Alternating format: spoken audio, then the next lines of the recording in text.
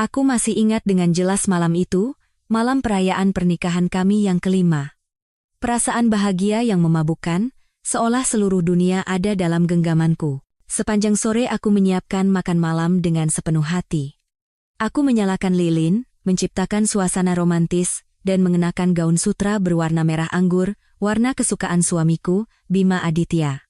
Aku tersenyum membayangkan adegan saat ia pulang, memelukku dari belakang, menghirup aroma rambutku, dan membisikkan kata-kata cinta yang manis seperti biasanya. 5 tahun bukanlah waktu yang lama, tapi cukup untuk membuatku percaya bahwa aku adalah wanita paling bahagia di dunia, dan pernikahan kami adalah benteng kokoh yang tak bisa ditembus oleh apapun. Tapi, itu semua hanyalah ilusiku semata. Benteng yang kubangun dengan seluruh masa muda dan cintaku itu ternyata hanyalah istana pasir yang rapuh. Dan orang-orang yang paling kupercaya adalah ombak ganas yang menyapunya dalam sekejap. Bima pulang larut malam. Bau alkohol menguar dari seluruh tubuhnya. Ia bahkan tidak menatapku, apalagi melirik meja makan romantis yang telah kusiapkan dengan susah payah. Ia melempar tas kerjanya ke sofa, dan langsung menuju kamar mandi sambil melemparkan satu kalimat ketus. Aku lelah, tidak mau makan, bereskan saja. Aku membeku di tempat. Rasa hampa dan kecewa melonjak seperti tsunami di dalam dada. Tapi aku berusaha tersenyum, menghibur diri sendiri bahwa mungkin ia baru saja melewati hari yang berat. Aku membereskan meja makan dalam diam. Pemandangan diriku memasukkan makanan yang sudah dingin ke dalam kulkas terasa seperti usahaku untuk menyembunyikan kesedihanku secara paksa. Tepat pada saat itu, ponsel Bima yang tertinggal di atas meja berdering.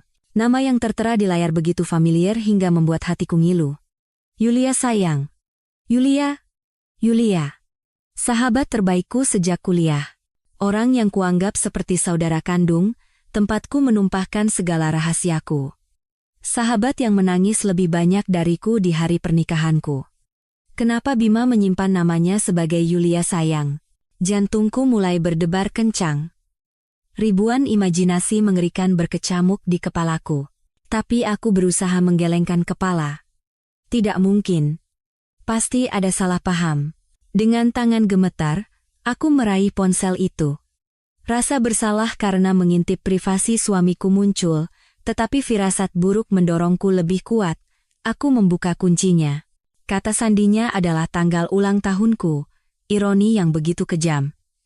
Dan duniaku pun runtuh. Baris demi baris pesan, lembar demi lembar foto, menjadi bilah pisau tajam yang mencabik-cabik hatiku tanpa ampun.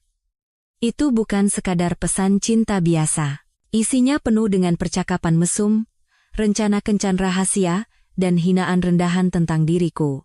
Istrimu masak apalagi hari ini, pasti sehambar orangnya. Pesan itu dari Bima, kasihan sekali mas. Harus hidup dengan perempuan hambar seperti itu. Malam ini ke tempatku saja, ya. Aku masakan rendang kesukaan mas.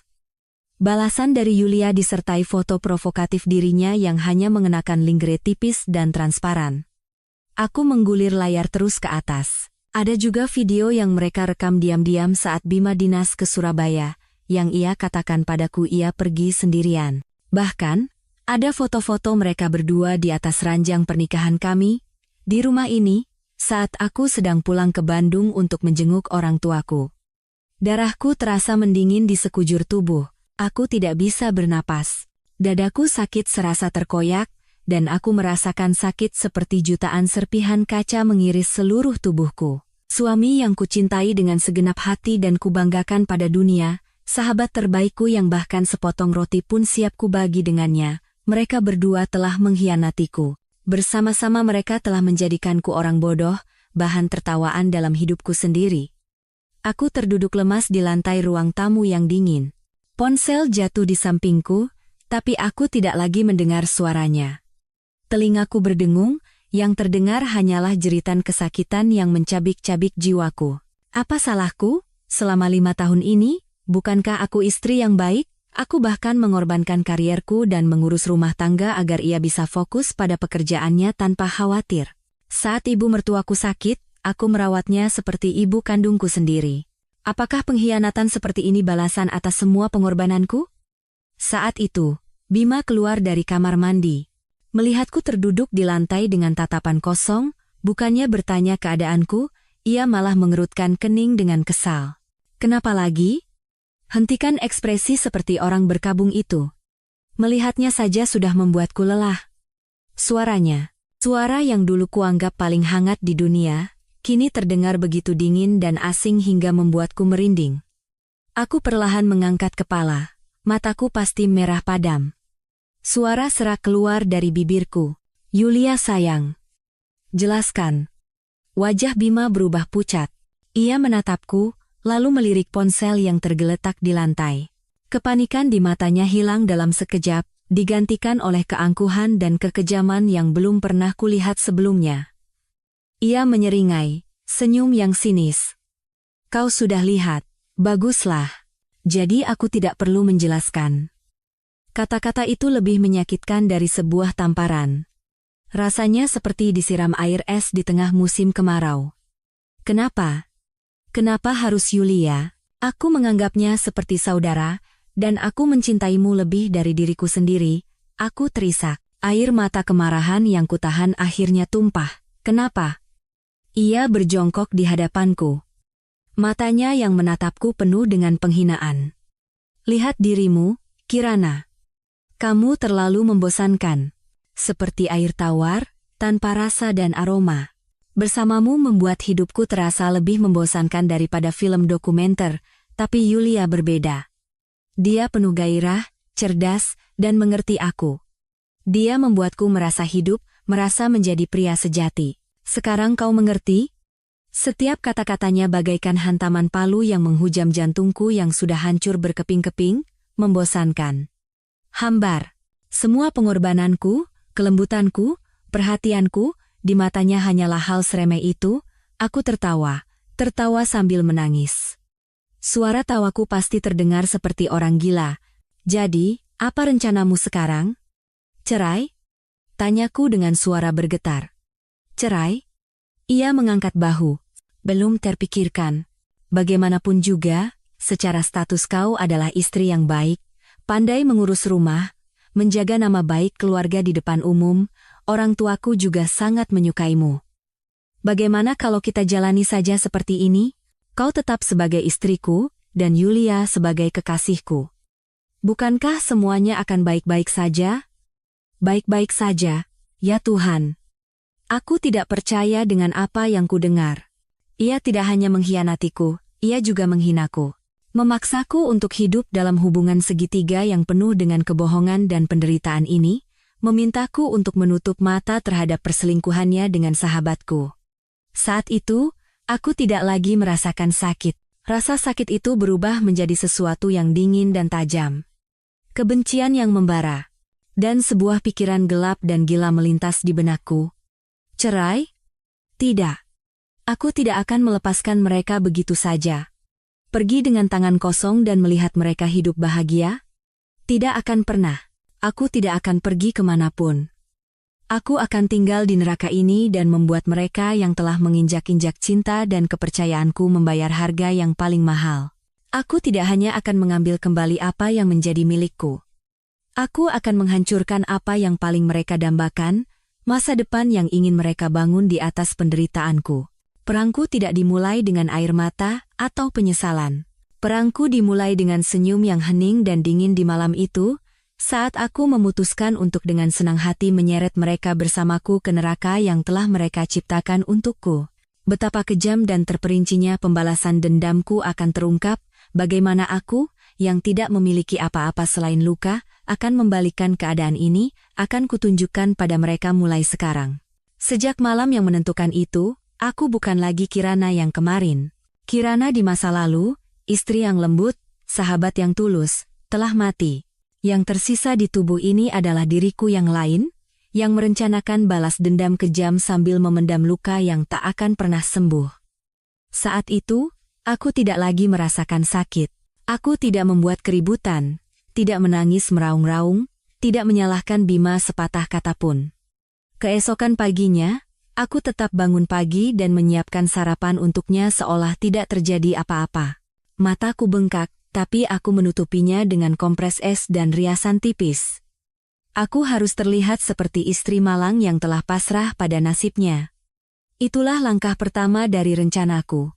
Saat aku meletakkan telur mata sapi dan kopi panas di meja makan, Bima menatapku dengan curiga. Mungkin ia terkejut dengan sikapku yang luar biasa tenang. Ia pasti mengharapkan perang dingin, tuduhan, atau setidaknya keheningan yang penuh permusuhan. Tapi aku hanya tersenyum tipis, senyum yang hampa. Ayo makan, lalu berangkat kerja. Soal semalam, sudah kupikirkan. Mungkin aku terlalu mengekangmu sehingga membuatmu tidak nyaman. Maafkan aku. Aku sengaja berbicara dengan suara sedikit bergetar, seolah pasrah. Bima tampak terkejut, tapi ekspresi itu segera berubah menjadi rasa kemenangan. Ia menepuk pipiku dengan lembut. Sentuhan yang dulu terasa manis itu kini terasa menjijikkan. Begini kan lebih baik? Kamu cukup jalankan peranmu sebagai istri yang baik. Aku tidak akan merugikanmu, ucapnya seolah memberi sedekah pada pengemis. Di matanya, aku pasti terlihat sudah menyerah total. Ia pasti berpikir aku takut bercerai, takut diusir dengan tangan kosong, takut dengan pandangan masyarakat. Ia pasti percaya aku telah memutuskan untuk hidup sambil menanggung pengkhianatannya dengan Yulia. Tapi ia salah. Ini bukan penyerahan diri, ini adalah mundur yang strategis. Untuk menangkap harimau, kau harus menurunkan kewaspadaannya terlebih dahulu. Dan aku harus tahu lebih banyak tentang musuh-musuhku. Apa rencana mereka, apa yang mereka inginkan, dan di mana letak kelemahan mereka. Beberapa hari kemudian, aku sengaja menelepon Yulia. Suaraku sengaja kubuat terputus-putus seolah terisak di seberang telepon. Yul, aku sudah tahu. Hening sejenak di seberang sana. Aku bisa membayangkan ekspresi puas di wajahnya. Akhirnya, dengan suara munafik ia berkata, Kirana, maafkan aku benar-benar tidak ingin menyakitimu. Tapi perasaan kan tidak bisa dipaksa. Aku dan Mas Bima, kami benar-benar saling mencintai. Cinta, terdengar seperti hinaan yang ia lontarkan begitu saja. Aku menarik napas dalam-dalam, menelan air mata, dan melanjutkan aktingku. Aku mengerti. Aku tidak menyalahkanmu atau Mas Bima. Mungkin memang aku yang kurang. Aku hanya ingin bertanya, apa rencana kalian? Apa kalian ingin aku pergi, agar kalian bisa bersama? Aku sengaja menunjukkan sisi lemahku, memancing belas kasihan palsunya. Bukan begitu, Kirana, kata Yulia cepat. Mas Bima bilang, kamu istri yang baik, dia tidak mau bercerai, kami hanya ingin saling memiliki di sisi kami. Apa kamu tidak bisa menutup mata sekali saja? Demi persahabatan kita yang sudah lama. Ya, aku tidak akan menuntut status apapun, sungguh. Saat mendengar itu, aku ingin meneriaki wajahnya. Persahabatan? Beraninya dia menyebut kata itu? Tidak menuntut status, tapi merebut suamiku dan membiarkanku hidup dalam penderitaan sementara dia mendapatkan kebahagiaannya? Tapi aku menahannya. Sandiwara harus terus berlanjut. Aku butuh waktu untuk berpikir, Yul. Aku menutup telepon dan melemparkannya ke sudut tempat tidur. Rasa jijik dan amarah bergejolak di dalam diriku. Rencana mereka benar-benar sempurna. Bima memiliki istri yang pandai mengurus rumah untuk menjaga citranya, sementara di luar ia memiliki kekasih seksi untuk memuaskan nafsunya. Yulia mendapatkan pria yang ia inginkan tanpa harus dicap sebagai pelakor yang menghancurkan rumah tangga orang. Mereka ingin memiliki segalanya, dan satu-satunya orang yang harus berkorban adalah aku. Tapi justru dari percakapan itulah, aku menemukan kelemahan fatal mereka. Bima membutuhkan istri secara status demi karier dan nama baik keluarganya. Yulia mendambakan Bima, tapi takut dicap sebagai perebut suami orang. Keduanya egois, hanya memikirkan diri sendiri, dan bergantung pada diamku. Kalau begitu, aku tidak akan diam. Tapi aku juga tidak akan berteriak. Aku akan menghancurkan mereka secara perlahan, dengan lembut, seperti racun yang meresap perlahan. Dan saat itu, sebuah ide muncul di benakku. Rencana balas dendam yang paling kejam sekaligus paling manis. Bima dan Yulia, mereka pikir mereka pasangan yang sempurna, belahan jiwa. Aku akan menunjukkan pada mereka apa itu keraguan yang sesungguhnya. Aku akan mengubah hubungan mereka menjadi medan perang. Dan senjataku adalah pria lain. Pria itu tak lain adalah Aryo Wicaksono. Aryo adalah sahabat terbaik Bima. Sahabat karib sejak masa sekolah. Ia seorang arsitek berbakat, tenang, jujur, dan kebalikan dari Bima.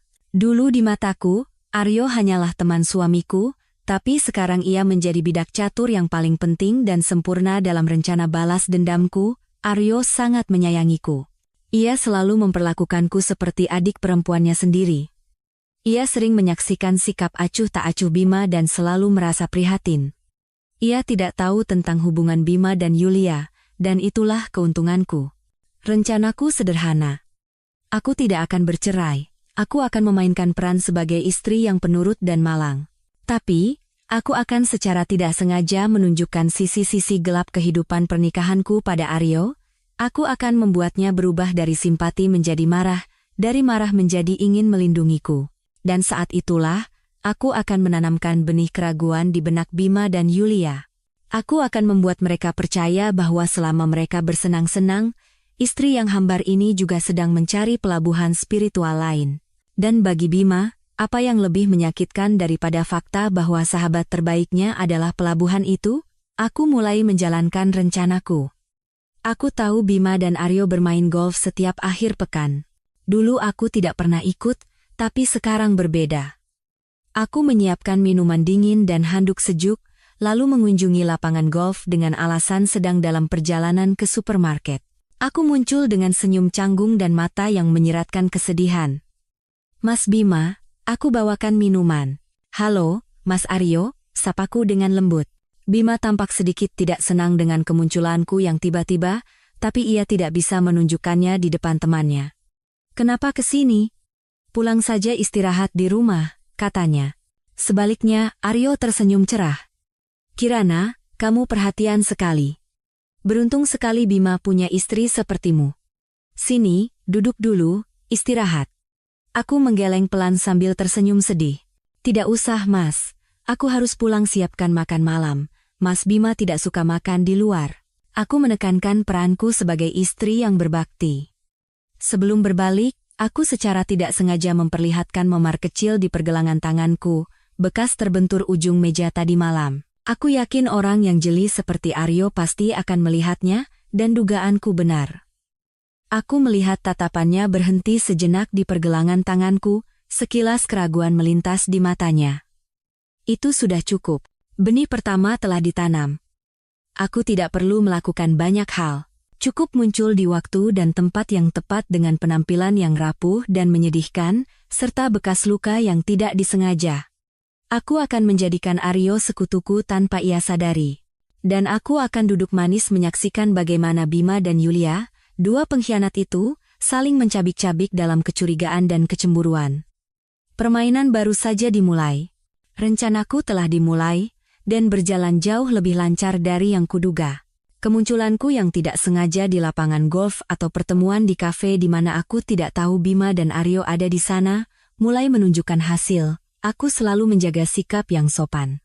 Istri yang mengurus suami, adik yang hormat pada teman suami. Tapi di balik senyum lembut dan tatapan sedih itu, ada skenario yang diperhitungkan dengan cermat. Aku tidak pernah mengucapkan sepatah kata pun yang buruk tentang Bima di depan Aryo. Sebaliknya, aku selalu menunjukkan sikap membelanya. Mas Bima sepertinya sedang banyak stres karena pekerjaan kantor akhir-akhir ini. Kadang suka marah-marah, tapi ya kasihan juga dia. Kataku dengan nada penuh simpati saat Aryo menanyakan kabarku. Tapi justru simpati itulah yang menjadi tuduhan paling licik.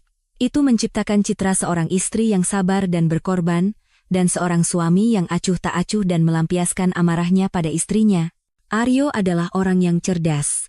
Tanpa aku katakan langsung, ia melihat, merasakan, dan menarik kesimpulannya sendiri. Dan aku tahu ia mulai semakin memperhatikanku. Tatapannya padaku bukan lagi sekadar basa-basi sosial biasa. Aku bisa merasakan rasa kasihan dan simpati yang semakin besar.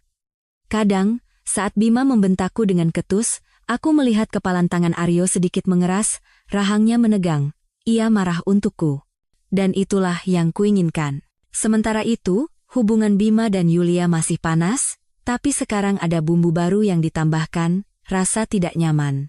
Bima mulai merasa tidak nyaman melihatku akrab dengan Aryo, meskipun itu hanya percakapan sosial singkat. Banyak sekali yang kalian bicarakan dengan Aryo, gerutunya saat pulang ke rumah. Aku mengerjapkan mata dengan polos. Aku hanya tanya kabar pekerjaannya, Mas. Dia kan sahabat terbaikmu, apa salah kalau aku sedikit perhatian? Kepolosanku membuat Bima tidak bisa membantah lebih jauh.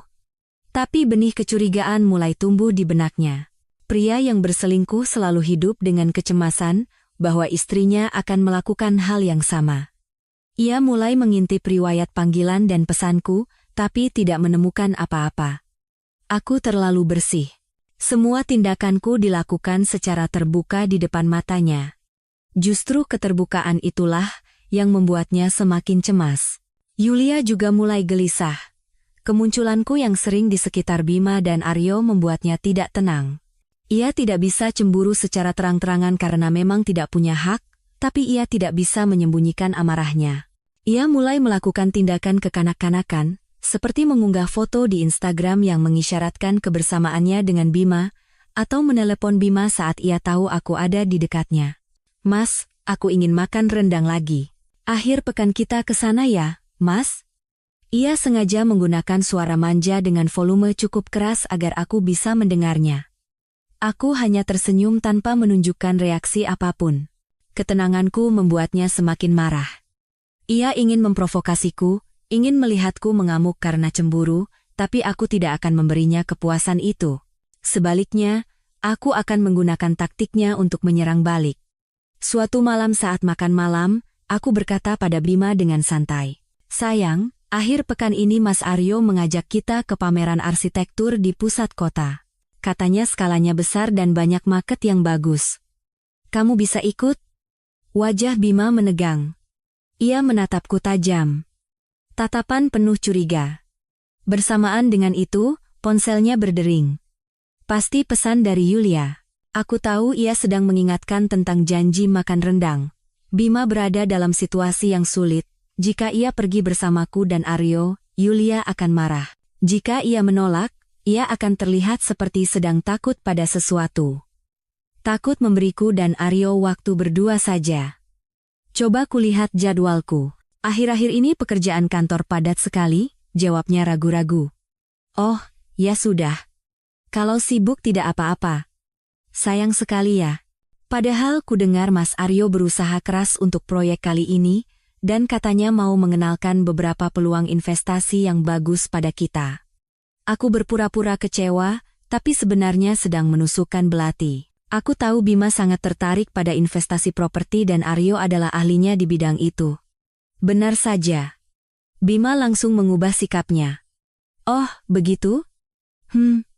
Kalau begitu aku usahakan luangkan waktu. Sepertinya akhir pekan ini bisa. Aku tersenyum dalam hati. Aku berhasil menempatkan Bima dalam posisi dilematis. Ia ingin ikut bersamaku untuk tidak kehilangan peluang investasi, tapi ia juga harus menenangkan Yulia. Aku bisa membayangkan bagaimana ia akan pusing mencari alasan untuk kekasihnya. Dan apapun pilihannya, keretakan di antara mereka sudah dimulai. Di hari pameran, Bima memutuskan untuk pergi bersamaku. Yulia pasti sangat marah. Terlihat dari Bima yang terus-menerus membalas pesan dengan tegang selama kami di pameran. Aku tidak peduli. Aku fokus sepenuhnya pada maket-maket arsitektur dan terlibat dalam percakapan yang sangat menarik dengan Aryo. Ia dengan antusias menjelaskan ide-ide desain dan tren material baru. Aku juga memberikan beberapa pendapat berdasarkan pengetahuanku yang kucari sendiri. Sudah lama aku tidak merasa begitu hidup. Aku bukan sebatang kayu hambar. Aku juga punya pemikiran dan pengetahuan. Hanya saja, Bima tidak pernah memberiku kesempatan untuk menunjukkannya. Kirana, kamu punya selera seni yang bagus sekali ya. Puji Aryo dengan tatapan tulus. Beruntung sekali Bima. Selain cantik, kamu juga cerdas dan berwawasan luas. Aku sedikit menunduk sambil tersenyum malu. Mas Aryo bisa saja. Tapi di dalam hati, aku merasakan kehangatan yang aneh. Sudah berapa lama aku tidak menerima pujian tulus seperti ini. Percakapan kami terputus oleh Bima. Ia mendekat dan merangkul bahuku dengan posesif. Seru sekali bicaranya. Ayo pulang. Sudah malam. Ada nada cemburu yang tidak bisa disembunyikan dalam suaranya. Aku melihat tatapan Aryo menjadi tidak nyaman melihat tingkah Bima. Di mobil dalam perjalanan pulang, udara terasa sangat berat. Sepertinya kamu akrab sekali dengan Aryo, kata Bima tiba-tiba dengan nada menyindir. Aku tetap tenang.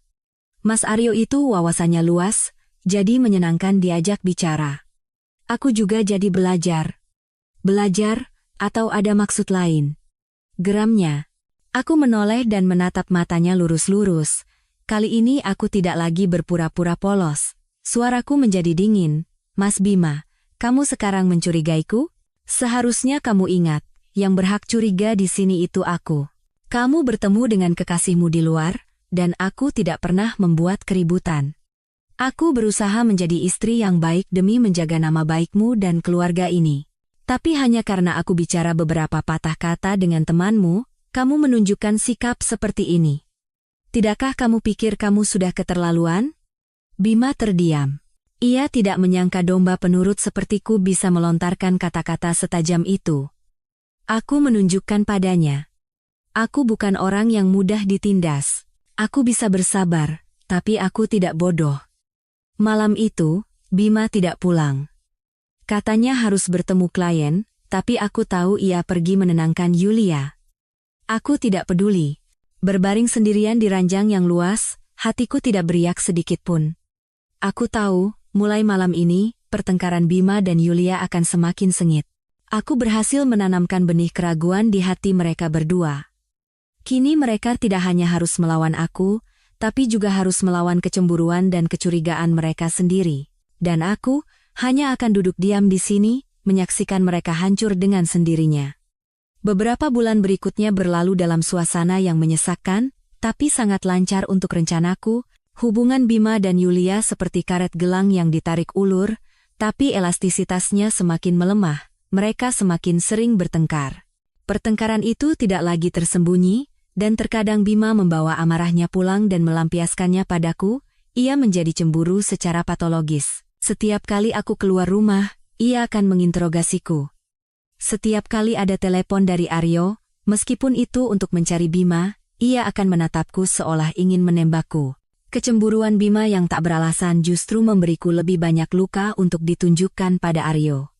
Suatu kali saat bertengkar, Bima membanting gelas di atas meja karena emosi.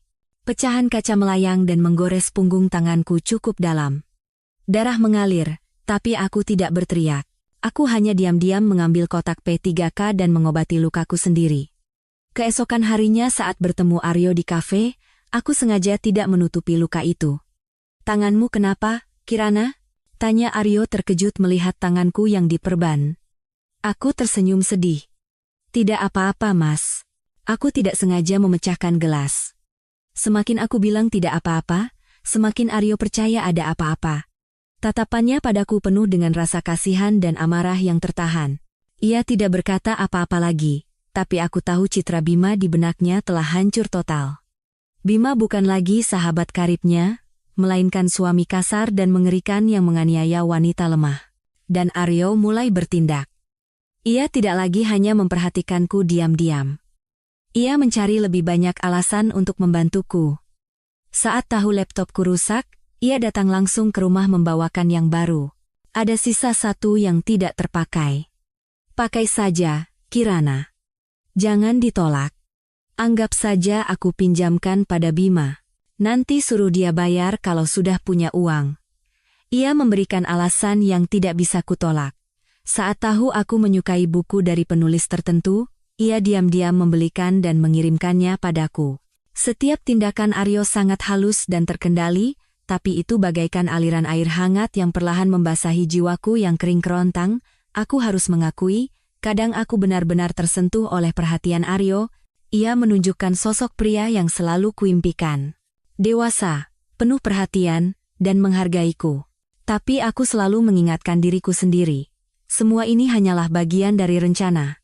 Aku tidak boleh goyah. Aryo adalah bidak di papan catur, tidak lebih.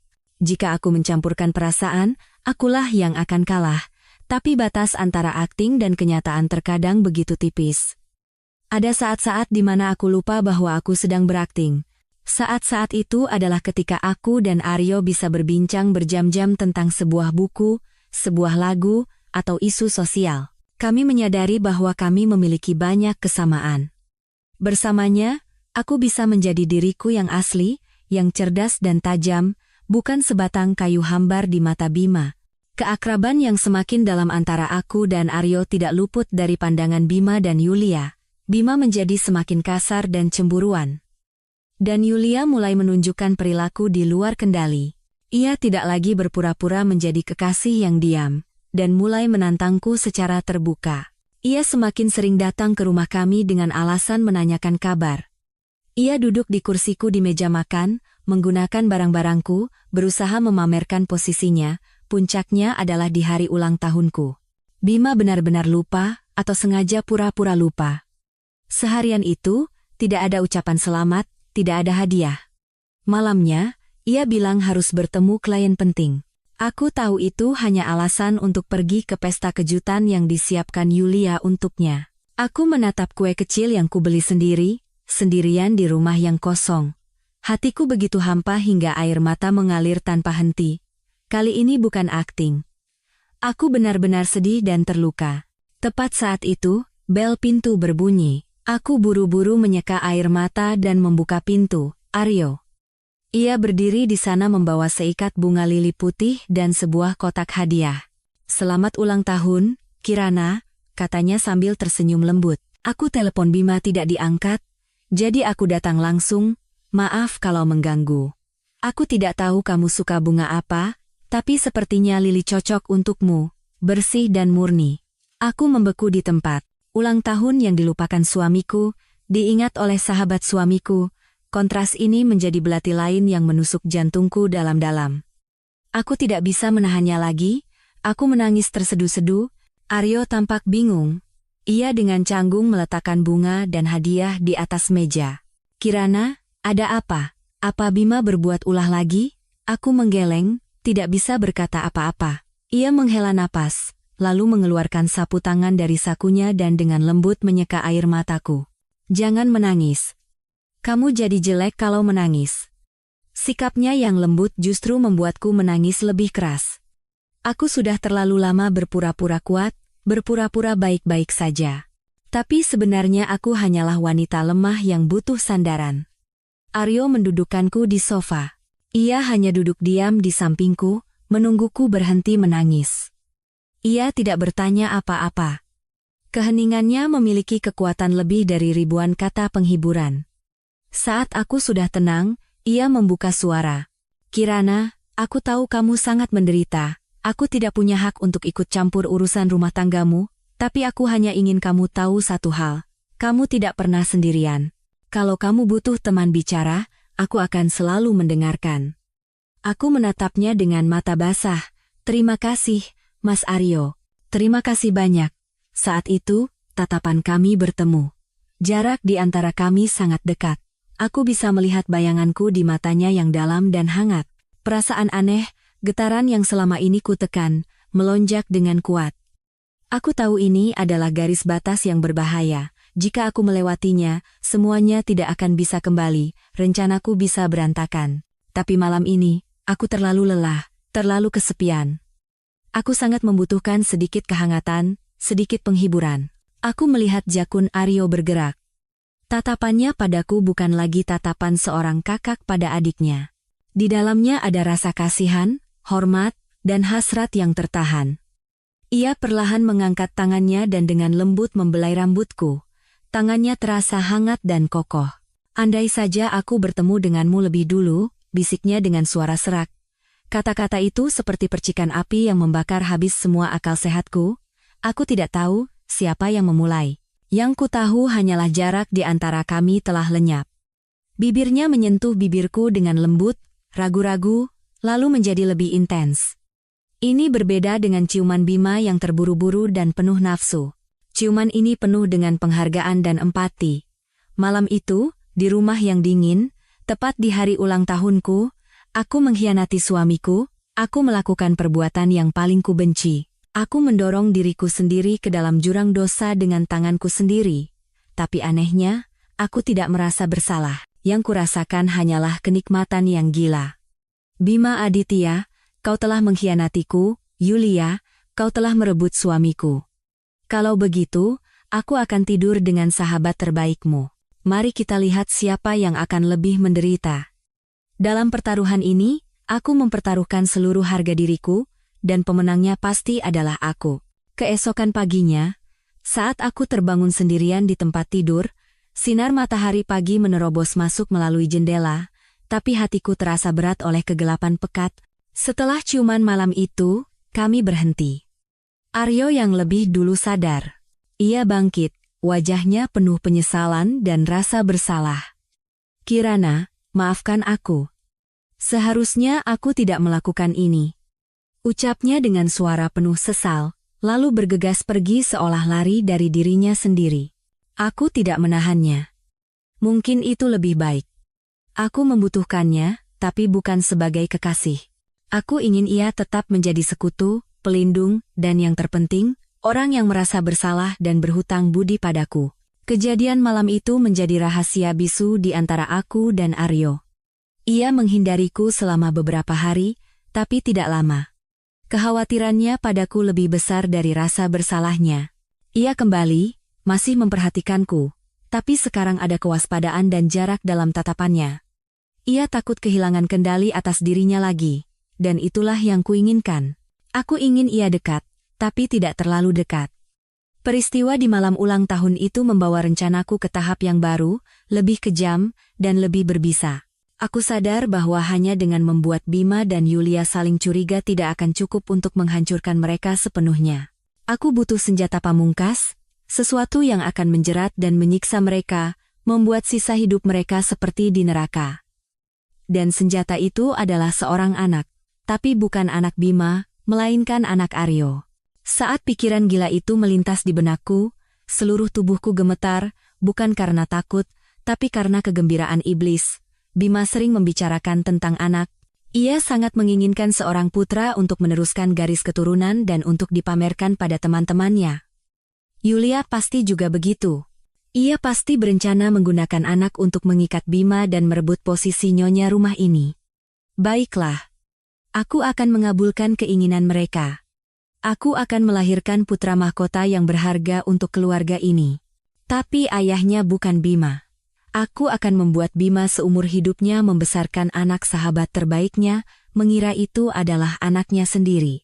Aku akan menjadikan anak ini neraka yang paling manis sekaligus paling pahit bagi Bima, Yulia, dan Aryo. Tapi bagaimana cara menjalankan rencana ini? Aku tidak bisa merayu Aryo secara terang-terangan. Ia sedang dalam posisi defensif dan diliputi rasa bersalah. Tindakan yang terlalu gamblang akan membuatnya takut dan lari. Aku butuh sebuah jebakan. Jebakan sempurna yang akan membuatnya masuk dengan sendirinya. Aku mulai menghitung dengan cermat. Aku memeriksa siklus menstruasiku, menandai hari-hari paling subur, dan aku membutuhkan latar belakang dan katalis yang cukup kuat untuk meruntuhkan semua pertahanan rasional Aryo. Kesempatan itu datang. Perusahaan Bima dan Aryo mengadakan workshop di sebuah resor di pantai. Tentu saja, Bima akan membawa Yulia dengan dalih sebagai asisten pribadinya. Dan aku, sebagai istri wakil direktur, tidak bisa tidak ikut. Ini adalah panggung yang sempurna untuk sandiwaraku. Sebelum berangkat, aku sengaja menunjukkan ekspresi yang sangat sedih dan lelah. Aku di rumah saja ya, Mas, badanku kurang enak. Kamu bersenang-senang saja dengan yang lain. Dan dengan Yulia, kataku pada Bima dengan suara pasrah.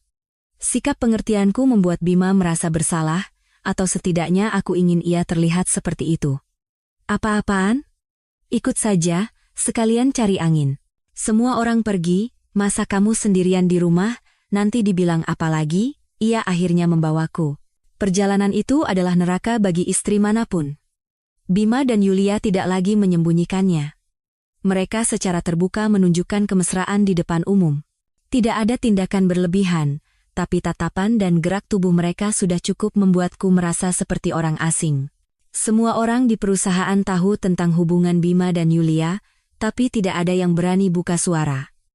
Mereka menatapku dengan campuran rasa kasihan dan penasaran. Aku tidak peduli, aku hanya fokus pada tujuanku. Aryo, Seperti biasa, diam-diam berada di sisiku.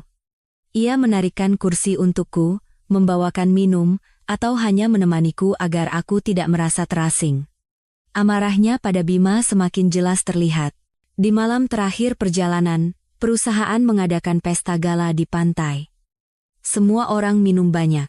Bima dan Yulia berdansa, tidak terpisahkan. Aku duduk sendirian di sudut, diam-diam menyesap anggur. Aryo mendekat dan duduk di sampingku. Tidak enak badan? Aku menggeleng dan tersenyum. Tidak apa-apa, sudah biasa. Jangan begitu, Kirana, suara Aryo merendah. Kamu tidak pantas diperlakukan seperti ini. Kenapa kamu bertahan dengan orang seperti Bima? Kamu berhak bahagia. Bahagia. Aku tersenyum pahit. Kata itu terlalu mewah untukku sekarang, Mas Aryo. Aku menatapnya di bawah cahaya remang-remang, mataku berkaca-kaca. Aku lelah sekali. Aku hanya ingin punya anak. Mungkin kalau ada anak, Mas Bima akan berubah, dan aku akan punya alasan untuk terus berusaha. Aku sengaja menyebut kata anak. Kata kunci ajaib yang bisa menyentuh titik lemah Bima dan Aryo. Aku melihat tatapan Aryo meredup, penuh simpati.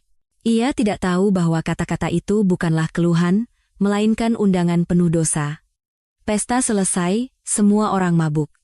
Bima dan Yulia saling memapah menuju kamar mereka. Aku tahu mereka tidak akan kembali ke kamar kami malam ini. Aku kembali ke kamar sendirian. Tapi aku tidak mengunci pintu. Aku membersihkan diri dan mengenakan lingerie sutra paling tipis. Aku duduk di dekat jendela, menatap lautan malam, dan menunggu. Aku sedang melakukan pertaruhan terbesar dalam hidupku. Akankah Aryo datang?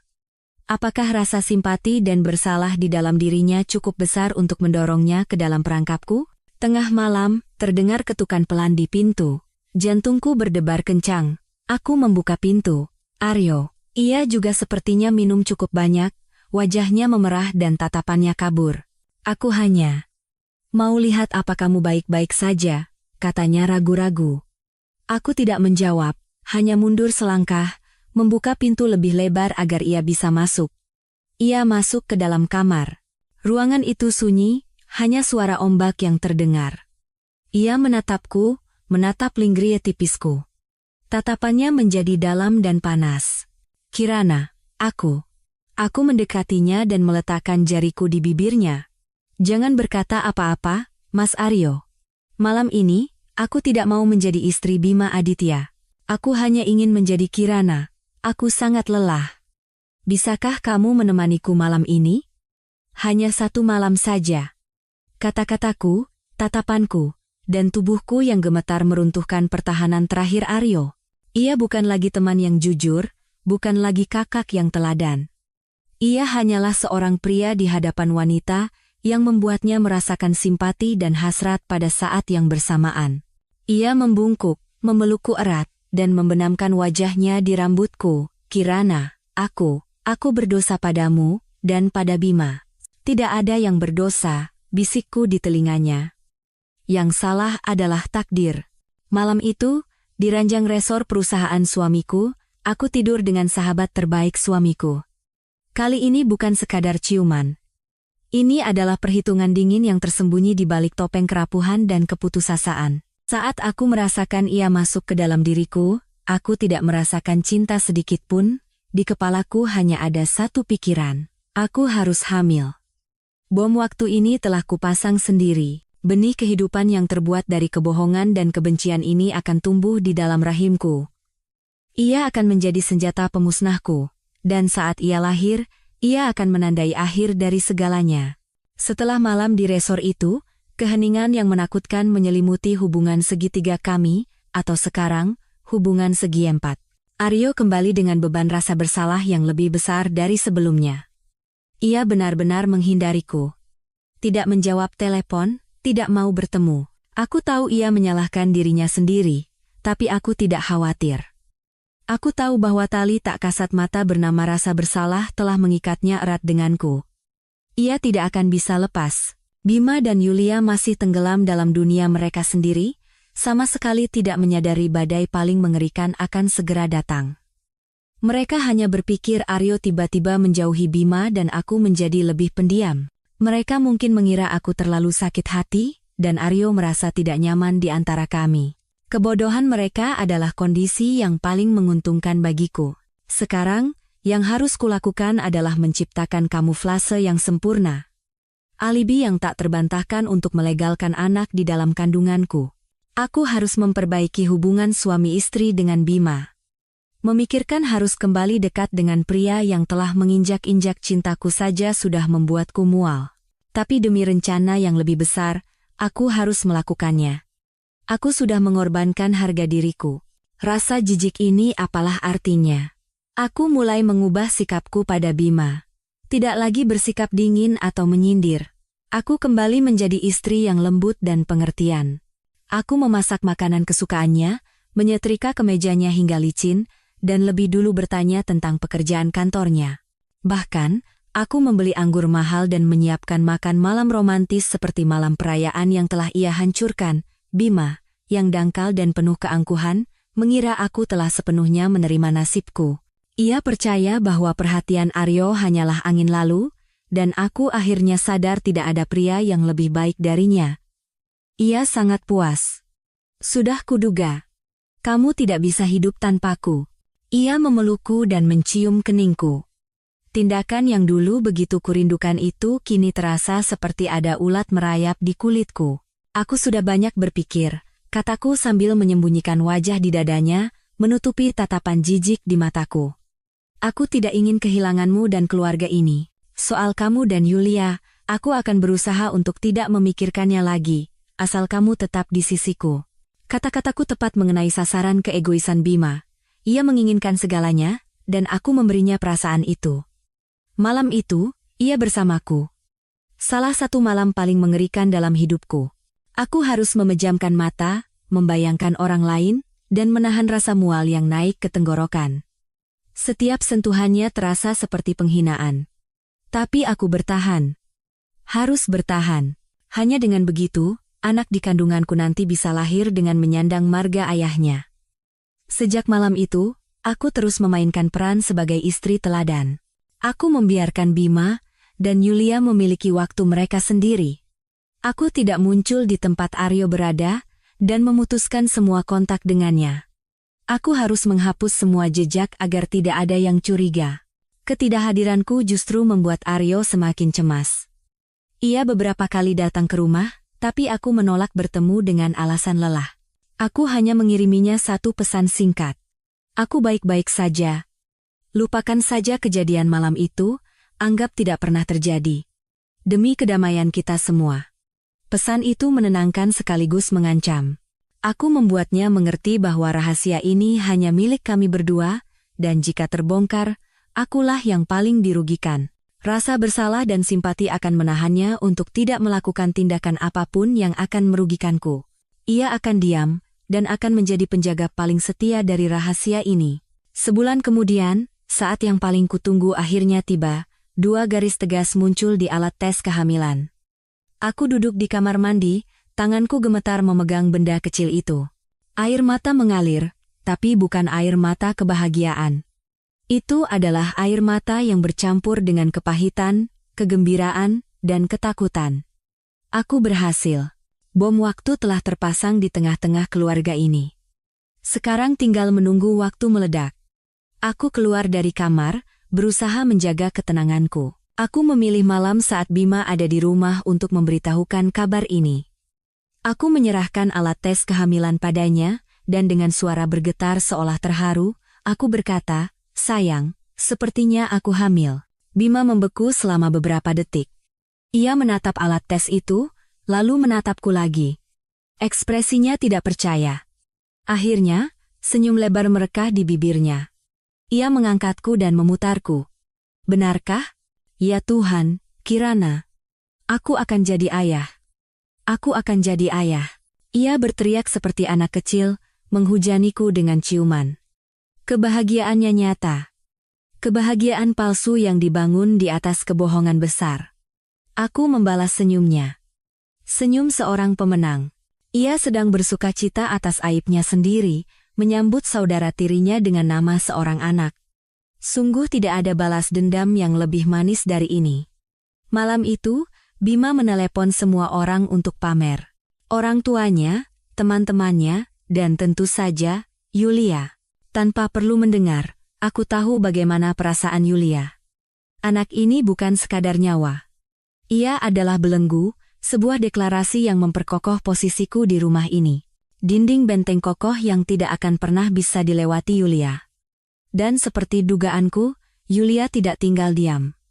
Malam itu juga, ia menelepon Bima puluhan kali. Mereka bertengkar hebat di telepon. Bima keluar ke balkon untuk menerima telepon, tapi aku masih bisa mendengar raungan Yulia. Ia pasti menuduhnya, mengatakan Bima telah menipunya. Tak lama kemudian, Bima kembali dengan wajah lelah dan kesal. Ia melihatku yang sedang mengelus perut dengan ekspresi polos. Kekesalannya mereda. Ia mendekat, duduk di sampingku, dan memelukku. Tidurlah. Demi anak kita, kamu harus jaga kesehatan. Anak kita. Betapa ironisnya dua kata itu terdengar. Aku menyandarkan kepalaku di bahunya. Senyum dingin yang tidak bisa ia lihat tersungging di bibirku. Yulia, kau lihat. Kau bisa memiliki cintanya, tubuhnya, tapi kau tidak akan pernah memiliki statusnya. Dan sekarang, bahkan prioritasnya pun telah kau hilangkan. Mulai sekarang, aku dan anak kita adalah segalanya. Kamuflase sempurna ini akan menjadi perisai terkuat yang melindungiku selagi aku perlahan menghancurkan semua yang kau dan dia miliki. Perang yang sesungguhnya baru saja dimulai. Kabar kehamilanku bagaikan hujan di musim kemarau bagi keluarga Bima. Mertuaku, yang begitu mendambakan cucu, tidak bisa menyembunyikan kegembiraan mereka. Ibu mertuaku, yang sebelumnya menjaga jarak denganku, kini merawatku dengan sangat baik. Setiap hari ia menelepon menanyakan kabar dan mengirimkan berbagai macam makanan bergizi. Posisiku di rumah berubah dalam sekejap mata.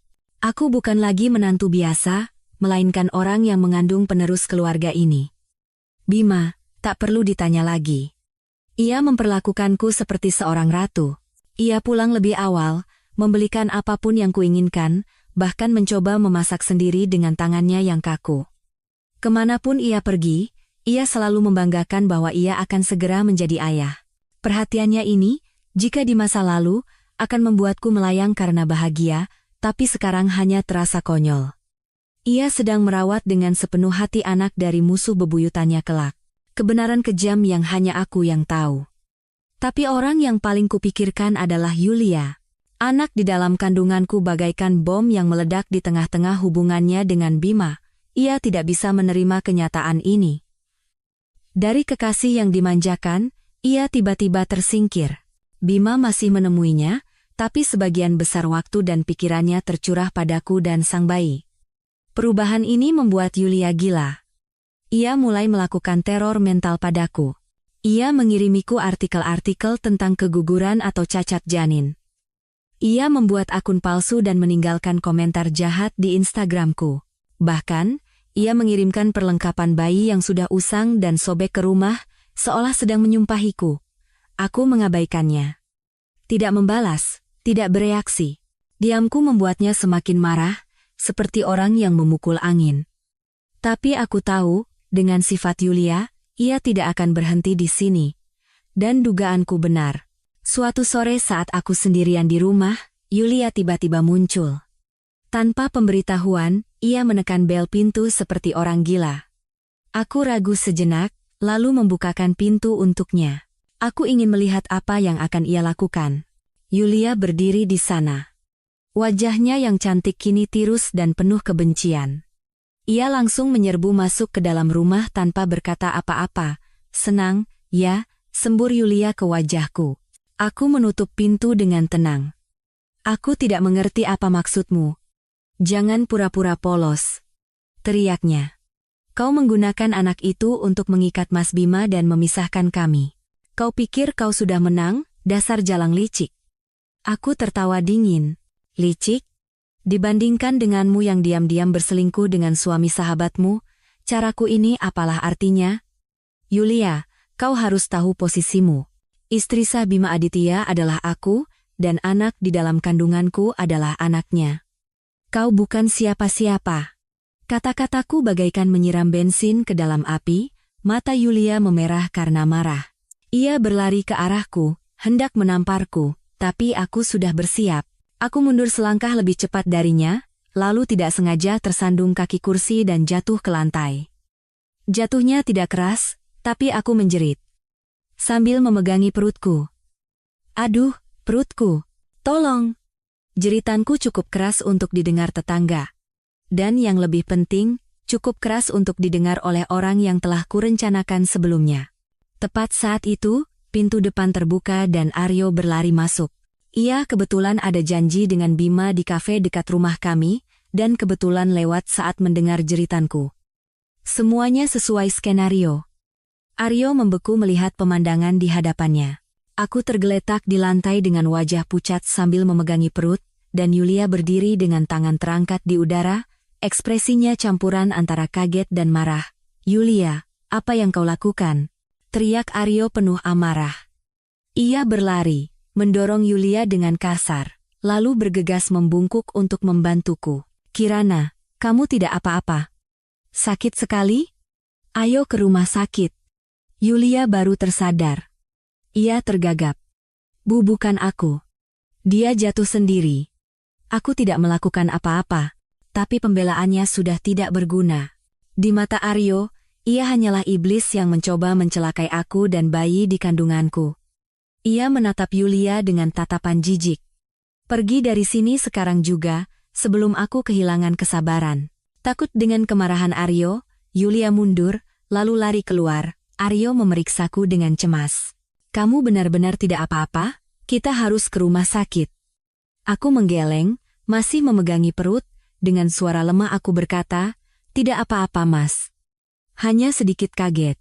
Tolong jangan beritahu Mas Bima soal ini. Aku tidak mau dia khawatir dan tidak mau memperbesar masalah. Kesabaran dan kelapangan dadaku sekali lagi memikat hati Aryo. Ia merasa aku semakin menyedihkan, dan semakin membenci Bima dan Yulia.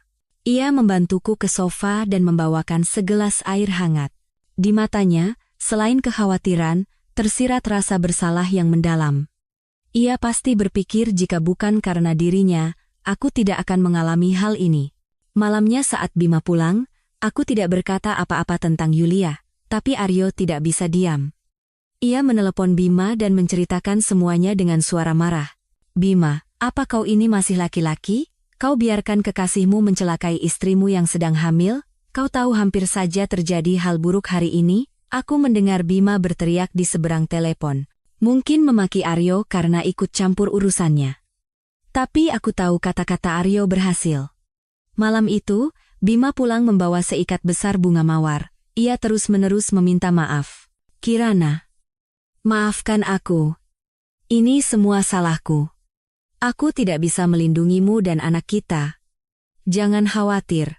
Aku akan selesaikan masalah ini dengan Yulia. Aku pastikan dia tidak akan mengganggumu lagi. Aku menerima buket bunga itu dalam diam. Dalam hati, aku bersorak. Yulia, kau lihat? Sekeras apapun kau berusaha, kau hanya akan membuat Bima semakin menjauh dariku. Kau telah menghancurkan hubunganmu dengan tanganmu sendiri, kau kalah. Sejak hari itu, Bima benar-benar menjaga jarak dengan Yulia. Ia tidak lagi menerima teleponnya di depanku, pulang lebih awal, dan tidak keluar larut malam. Ia mencurahkan seluruh waktunya untukku. Badai kecemburuan Yulia, alih-alih menumbangkanku, justru menjadi angin pendorong yang membawa kapalku lebih cepat ke tujuan. Tapi aku tahu, binatang yang terpojok adalah yang paling berbahaya. Yulia tidak akan menyerah begitu saja. Ia pasti sedang merencanakan sesuatu yang lebih mengerikan. Dan aku harus bersiap untuk pertempuran terakhir itu. Pertempuran yang akan menentukan siapa pemenang akhir dari permainan penuh dosa ini. Sikap dingin Bima mendorong Yulia ke jurang keputusasaan. Ia tidak punya apa-apa lagi untuk kehilangan. Dan seorang wanita yang tidak punya apa-apa untuk kehilangan bisa melakukan hal yang paling mengerikan. Aku tahu ia tidak akan membiarkan aku dan anakku tenang. Jadi aku selalu menjaga kewaspadaan tingkat tinggi.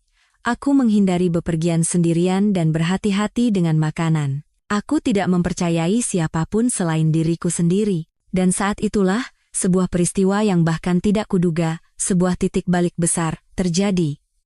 Yulia juga hamil. Kabar ini sampai ke telingaku melalui ibu mertuaku. Ibu menelepon dengan suara yang syarat dengan perasaan campur aduk. Kirana, anak yang bernama Yulia itu, dia juga hamil. Katanya sudah hampir 3 bulan. Aku membeku di tempat. Nyaris saja ponselku jatuh dari genggaman. Hamil? Bagaimana bisa di waktu yang sesempurna ini? Apakah langit sedang mengejekku? Rencanaku, senjata pamungkasku, dalam sekejap kekuatannya berkurang separuh. Bima sangat bingung mendengar kabar ini. Ia terjebak di antara istri yang sah dan kekasih gelap, serta anak yang dikandung oleh masing-masing dari mereka. Ia tidak bisa mencampakkan Yulia dalam kondisi seperti itu, tapi ia juga tidak bisa menyinggung perasaanku. Dan pada saat inilah, sikap ibu mertuaku yang kukira sudah sepenuhnya di pihakku, mulai menunjukkan perubahan halus. Ia masih memperhatikanku, tapi tidak seantusias dulu. Ia mulai berkata secara tersirat bahwa semakin banyak anak, semakin banyak rezeki bagi keluarga. Aku sadar. Di matanya, aku dan Yulia sekarang seperti kuda pacu. Kompetisi untuk bertahan hidup. Siapa yang akan melahirkan anak laki-laki untuk keluarga ini? Jika aku melahirkan anak perempuan, dan Yulia melahirkan anak laki-laki, posisiku akan langsung berbalik. Anak Yulia, meskipun anak di luar nikah, akan diperlakukan lebih istimewa. Rencanaku tiba-tiba menjadi genting dan tidak pasti. Kebencian di dalam diriku kembali berkobar hebat. Aku tidak boleh kalah. Aku sama sekali tidak boleh kalah dalam persaingan ini. Kehidupan di rumah menjadi seperti medan perang tanpa suara. Dengan anak di dalam kandungannya sebagai senjata, Yulia mulai mendapatkan kembali kepercayaan dirinya. Ia tidak lagi datang ke rumah dan mengamuk. Sebaliknya, ia memainkan peran sebagai ibu malang yang menjadi korban keadaan. Ia secara rutin mengirimkan foto USG pada Bima dan mengunggah tulisan-tulisan sentimental di Instagram. Sayang, meskipun seluruh dunia membelakangi kita, ibu akan selalu ada di sisimu. Tindakan seperti itu memancing rasa iba Bima dan ibu mertuaku. Aku harus memastikan bahwa anak di dalam kandunganku harus laki-laki. Aku mulai memeriksakan kandungan di klinik pribadi yang bisa merahasiakan jenis kelamin janin. Setiap kali menjalani USG, jantungku terasa mau copot. Aku berdoa pada semua Tuhan yang kukenal, lagi dan lagi. Dan pada minggu ke-16, kata-kata dokter terdengar seperti vonis yang menentukan nasibku. Anak laki-laki, Bu. Sangat sehat dan aktif. Aku menghela napas lega. Rasanya seperti meletakkan beban seberat ribuan ton. Air mata mengalir, tapi kali ini adalah air mata lega dan harapan, anak laki-laki. Senjataku memiliki kekuatan yang dahsyat, tapi aku memutuskan untuk menyimpan rahasia ini sendiri. Aku tidak akan memberitahukannya pada Bima, ibu mertuaku, bahkan Aryo. Aku ingin menciptakan kejutan dramatis di saat-saat terakhir. Aku ingin melihat wajah Bima, ibu mertuaku, dan Yulia saat mereka menyadari bahwa mereka telah kalah telak. Sementara itu, Yulia setelah pemeriksaan USG, dengan bangga mengumumkan kemana-mana bahwa ia mengandung anak laki-laki. Ibu mertuaku gembira seolah menemukan emas. Ia secara terbuka lebih sering menemui Yulia, bahkan mengundangnya makan di rumah dengan alasan menjaga hubungan baik. Ia membelikan berbagai macam perlengkapan bayi mahal berwarna biru untuk cucu laki-lakinya yang bahkan belum lahir. Ia semakin bersikap dingin padaku. Ia yakin aku mengandung anak perempuan, berdasarkan pengalamannya sendiri yang mengatakan jika ibu tidak terlalu mual dan kulitnya menjadi lebih bagus, berarti anaknya perempuan. Tidak apa-apa, punya anak perempuan juga. Harus ada anak laki-laki dan perempuan agar keluarga harmonis, katanya dengan nada seolah sedang berbaik hati. Aku hanya tersenyum. Silakan bersukacita sepuasnya. Silakan mabuk dalam kemenangan. Tawa kalian tidak akan bertahan lama.